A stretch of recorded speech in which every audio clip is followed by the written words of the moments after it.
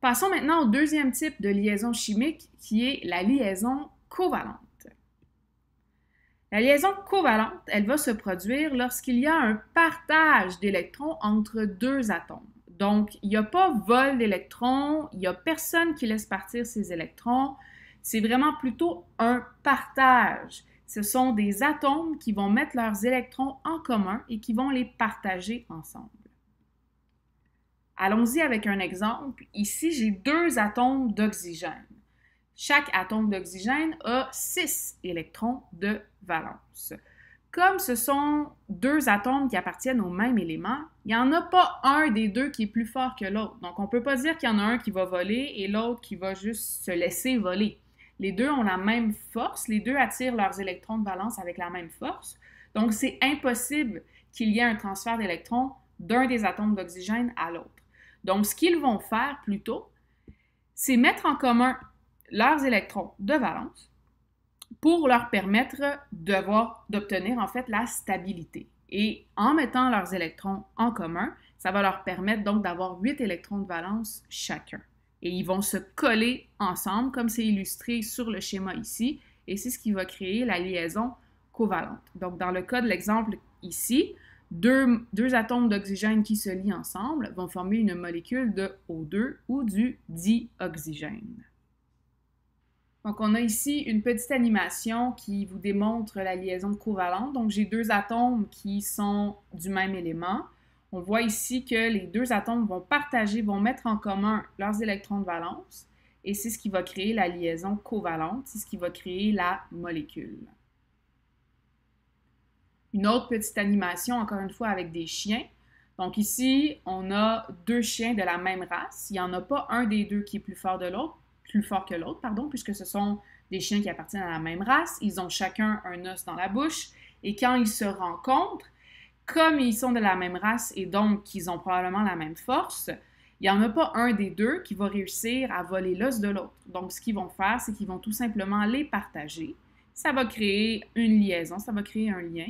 Et pour faire la métaphore ici, ça va créer donc une liaison covalente. Donc, une liaison covalente, ça survient entre deux atomes qui ont une petite différence d'électronégativité. L'électronégativité, c'est la capacité d'un atome à voler les électrons d'un autre. Donc, si j'ai deux atomes qui sont relativement forts, et il n'y en a pas un des deux qui est capable vraiment d'aller voler les électrons de l'autre, à ce moment-là, ils ne vont pas se casser la tête, ils vont préférer partager leurs électrons pour former la molécule. Donc, souvent, une liaison covalente, vous allez observer ça entre deux non-métaux, qui sont deux receveurs d'électrons, ou entre deux atomes d'un même élément, comme l'exemple qu'on vient de voir avec le dioxygène. Comment dessiner une liaison covalente? Eh bien, c'est le même principe que pour la liaison ionique. On va utiliser la notation de Lewis, mais vous allez voir, le dessin est plus simple dans le cas de la liaison covalente. On va regarder maintenant comment faire le dessin d'une liaison covalente. Vous allez voir, c'est encore plus simple que le dessin d'une liaison ionique. Donc, on va prendre comme exemple la phrase suivante, dessiner la ou les liaisons entre deux atomes d'oxygène. Donc, comme pour la liaison ionique, on va commencer par faire la notation de Lewis de nos deux atomes d'oxygène. Alors, l'oxygène, dans le tableau périodique, on voit qu'il a 6 électrons de valence. Alors, on va dessiner ces 6 électrons de valence. Et l'autre élément, c'est aussi de l'oxygène. Donc, je vais le dessiner une deuxième fois. Vous allez remarquer ici que je ne respecte pas nécessairement les règles que vous avez vues en ST sur les dessins de la notation de Lewis. On se souvient qu'il fallait toujours aller dans le sens des aiguilles d'une montre en commençant par le nord vers le haut, en fait, là, pour placer ces électrons. Et là, on voit bien que le premier dessin que j'ai fait, je ne respecte pas ça du tout. Je le fais exprès. Vous avez le droit de faire ça quand vous faites des dessins de liaison parce que ça va permettre de simplifier le dessin.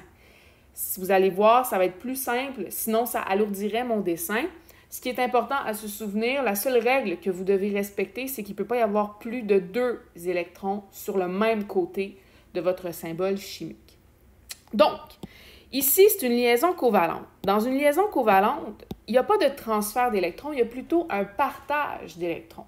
Donc, les atomes qui font partie de la liaison vont mettre ensemble leurs électrons de valence et vont se les partager. C'est ce qui va leur permettre d'obtenir la stabilité. Donc, pour montrer ce partage, on va tout simplement faire des boîtes autour des électrons qui sont partagés. Et on ne peut pas partager plus de 2 électrons à la fois. Donc, mon oxygène numéro 1 a 2 électrons célibataires, un ici et un ici. Mon oxygène numéro 2 a aussi 2 électrons célibataires. Donc, ce que je vais faire, c'est que je vais aller dessiner des boîtes pour mettre en duo ces électrons célibataires-là. Donc, je vais faire une première boîte ici et je vais faire une deuxième boîte ici, comme ça. Et lorsque vous comptez les électrons pour vérifier si l'atome est stable, pour vérifier s'il est à 8, pour chacun des 2 atomes, vous allez compter les 2 électrons qui se retrouvent dans la boîte. Donc, par exemple, si je m'intéresse à mon premier atome d'oxygène et que je compte pour vérifier s'il a bien ses 8 électrons de valence, eh bien, j'en ai 1, 2, 3, 4, 5, 6, 7, 8. Il est heureux. Je vais faire la même chose maintenant avec le deuxième atome d'oxygène. Donc, 1, 2, 3, 4, 5, 6, 7, 8. Donc, les 2 atomes d'oxygène ont leurs 8 électrons de valence. Oui, ils en ont partagé certains entre eux, mais ça leur permet quand même d'obtenir la stabilité. Et à ce moment-là, la molécule formée va être du O2 ou du dioxygène. Allons-y avec un autre exemple de dessin de liaison covalente. Cette fois-ci, il faut dessiner là où les liaisons qui sont présentes entre le fluor et l'azote. Donc, je m'y prends de la même façon. Je vais faire ma notation de Lewis. Donc, le fluor a 7 électrons de valence que je vais dessiner ici. Et l'azote en a 5. 2, 3, 4, 5. Comme ça ici. C'est une liaison covalente, je peux l'identifier parce qu'il s'agit ici de 2 atomes qui sont des non-métaux. Donc, il n'y en a pas un des 2 qui va transférer son ou ses électrons à l'autre. Ils vont plutôt mettre en commun leurs électrons pour être stables. Donc, comme tantôt, je vais aller faire des petites boîtes pour montrer ce partage d'électrons-là entre électrons célibataires. Donc, je vais faire une première petite boîte ici. Et là, si je compte mes électrons, pour le fluor, j'en ai 1, 2, 3, 4, 5, 6, 7 et 8. Le fluor, il est content, lui, il est stable, il a ses 8 électrons de valence. Si je regarde l'azote maintenant, 1, 2, 3, 4, 5, 6. L'azote n'est pas stable, il n'a que 6 électrons de valence, il lui en manque 2. Donc, qu'est-ce que je vais faire? Bien, je vais tout simplement aller ajouter un autre atome de fluor. C'est un peu le même principe dans les exemples qu'on a fait sur la liaison ionique. Donc, notre azote va aller chercher un autre atome de fluor avec qui il va pouvoir partager à nouveau ses électrons. Et comme tantôt, on va juste vérifier le fluor. Il y en a 1, 2, 3, 4, 5, 6, 7, 8. Le fluor que j'ai ajouté est stable. Regardons maintenant pour l'azote. 1, 2, 3, 4, 5, 6, 7. L'azote n'est pas encore stable. Il lui en manque un seul. Qu'est-ce que je fais? J'ajoute un autre atome de fluor. 1, 2, 3, 4, 5, 6, 7. Petite boîte pour montrer le partage d'électrons, comme ça ici. Je fais mon décompte. Le fluor que je viens d'ajouter, il a 1, 2, 3, 4, 5, 6, 7, 8 électrons de valence. L'azote, maintenant, on va voir 1, 2, 3, 4, 5, 6, 7, 8. L'azote a finalement obtenu sa stabilité, mais ça lui a repris un partage d'électrons avec 3 atomes de fluor.